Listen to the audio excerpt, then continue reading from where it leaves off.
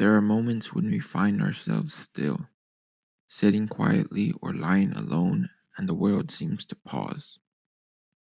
Nothing dramatic has happened, no catastrophe, just the quiet of a room, the rhythm of thought, the weight of unspoken tension. And somehow, that stillness has its own appeal. It feels cinematic, like we are the protagonists of a quiet film, observing our own lives, waiting for something meaningful to appear. Perhaps that is a strange thing about melancholy. It can be both genuine and performative. It can quietly cast us as the tragic hero of our own story. Narrative is essential to human experience. Without it, life can feel directionless. Stories, through literature, film, or folklore, give structure to suffering, transforming it into something meaningful. Melancholy does something similar. It turns ordinary tension into a story, framing life in a way that can feel almost cinematic. There is a certain poetry in endurance. Tragedy, though painful, can be beautiful. Loneliness, when observed carefully, takes on its own rhythm and texture. It is in these quiet moments that melancholy becomes more than an emotion. It becomes a lens through which we experience the world. This perspective is far from new. The ancient Greek philosopher Aristotle considered why so many philosophers, poets, and artists appeared melancholic.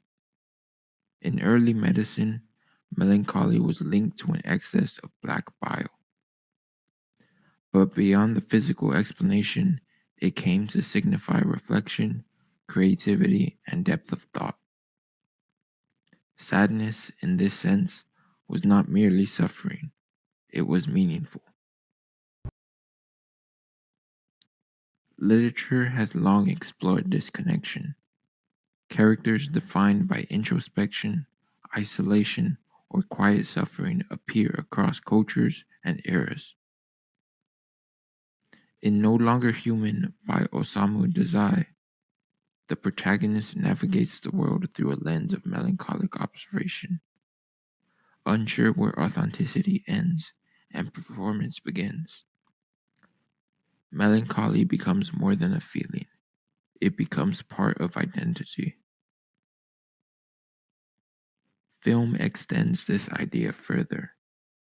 Through careful composition, lighting, and pacing, cinema transforms moments of quiet reflection into something visually compelling. Long, silent shots of streets, rooms, or solitary figures allow viewers to feel the weight of a character's internal world. Actors like Ryan Gosling often embody this aesthetic, conveying introspection and subtle melancholy through presence alone. Perhaps this is why melancholy can feel comforting. It gives life narrative structure. Loneliness becomes atmosphere. Confusion becomes character development. Suffering becomes a story. We become both the observer and the protagonist. And sometimes, when the story quiets, we return to stillness, allowing life simply to exist around us. Perhaps the point of melancholy is not the feeling itself, but the lens it provides.